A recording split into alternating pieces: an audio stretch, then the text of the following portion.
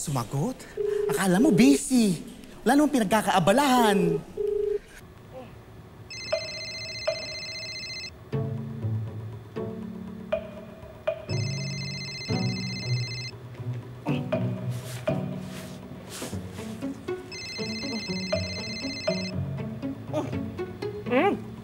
Hello?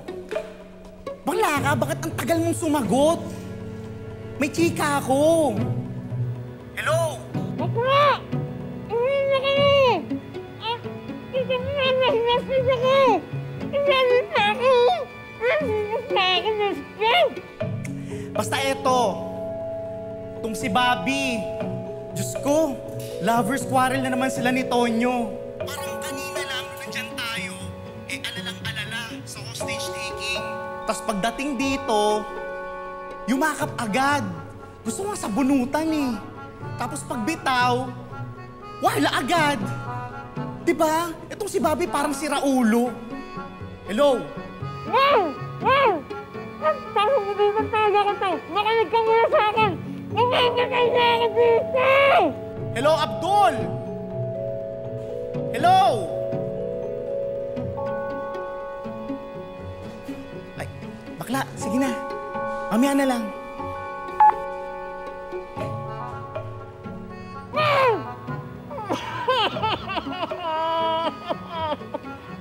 Ayun, tignan ko ako!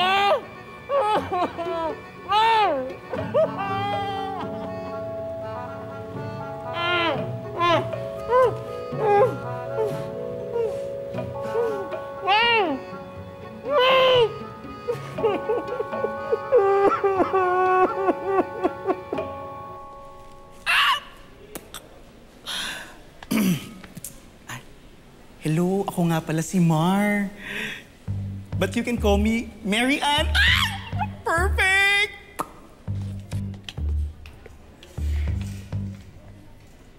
Mariano?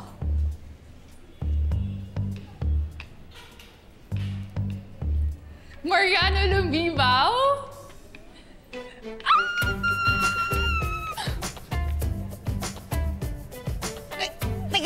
Teka! Ano ba? Sino ka ba? Hindi mo na ba ako nakikilala? Donabel Meku Studio, 4th year Atis! Donabel? Ako nga! Ang kaisa-isang ex mo nung high school! Ah!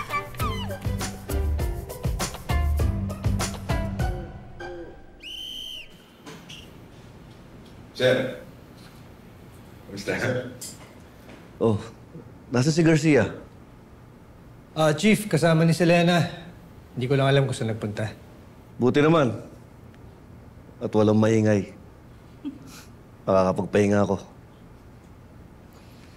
Lieutenant Conde, maraming salamat ha. Hindi niyo pinabayaan ang asawa ko.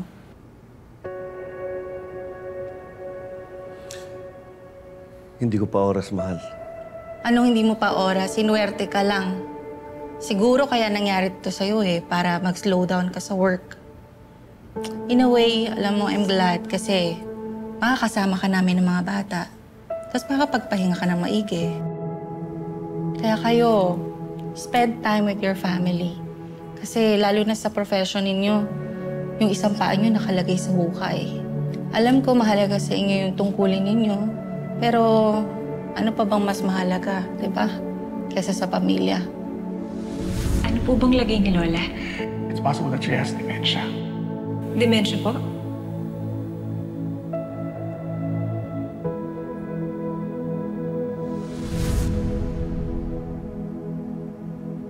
Enriquez, anong ginagawa mo dyan?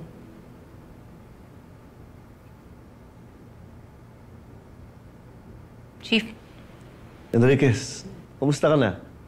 Babalik ka na ba? sa totoo lang, Chief, nagdadalawang isip pa ako nitong mga nakaraang araw. Pero nung narinig ko yung misis mo, nakapagdesisyon na po ako. Ma'am, tama ho kayo. Wala na pong masahalaga pa sa pamilya.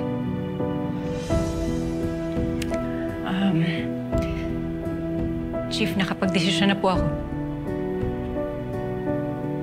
Magre-resign na po ako, Chief.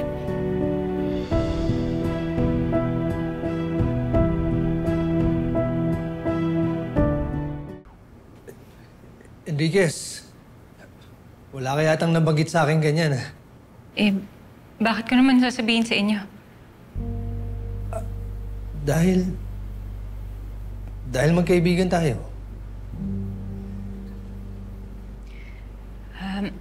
Chief, ipapasa ko na lang yung resignation letter ko sa inyo. Pagaling po kayo. Sige, una na po ako. Sige.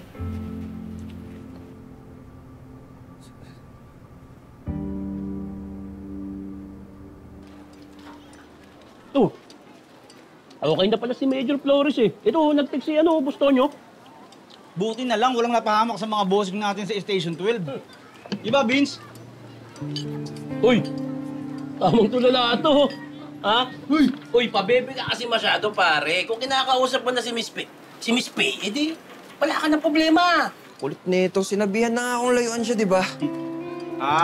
Natatakot ka magulpi uli. Kaya sinusunod mo yung gusto nila. Hindi nga yun, pre. Di ba sinabi ko na sa inyo, sanay tayo mabugbog. Sanay tayo dyan eh. Kung ang kinakatakot ko lang, baka mamaya si Faye naman yung saktan nila. Malabo yan, ya. O, sige, sabihin natin tama ka. Pamilya nila yung gumawa niyan sa'yo. Pero tingin mo ba, magagawa nila yan sa kadugo nila? Masaktan yung kadugo nila dahil lang sa'yo? Ha? Sino ka ba? Gwapings ka ba? Pre, di natin alam nila siya ng mga bituka ng mga mayayaman. Alam kong gagawa sila ng paraan para layuin kami ni Faye. Alam mo, dalhin siya sa mga lalayong lugar. Okay na yung nakikita ko siya ng malayuan kaysa lumayo siya ng totoo. Ba't hindi ka lumapit sa atin ni Faye? Kay Ma'am Bobby. Total, balang araw magiging hipag mo naman yun eh. Alam ko magkagalit si Bustonyo, pati si Ma'am Bobby eh. Baka pag lumapit lang ako kay Ma'am Bobby, mamaya saan niya ibuhos yung galit niya kay Bustonyo.